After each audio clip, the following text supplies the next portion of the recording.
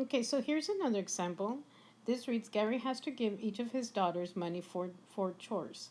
Gary has 4 daughters. So in this case, the table has been filled already with the money Gary has. So what he needs to do is that the money he has, he needs to give to his 4 daughters. So that means we're going to go ahead and divide. So because it's division, it's going to be a multiplicative relationship. We're going to be dividing by 4. Now, if he needs to give each of his daughters money, then that means I'm going to go ahead and get my independent variable because it's the money he has, because that, depending on how much money he has, that's how much each daughter will get. So I'm going to put x divided by 4 will give me y. So in this case, we're going to go ahead and divide it.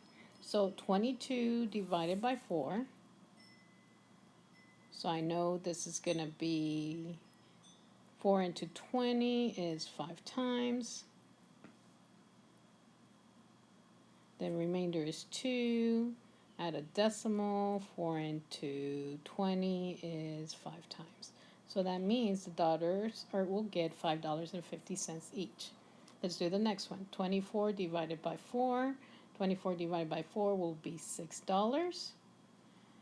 26 divided by 4. So again, 26 is $6. And we have remainder is 2. So that's going to be $6.50. And then divided by 4. 28 divided by 4 will give you $7. So in this case, it depends on how much money Gary has. So the money he has, it's independent. The money that the daughters will get will be dependent. So in this case, I would write the equation as y equals x divided by 4. So this is the way you'll see it. Or you might also see it as y equals 1/4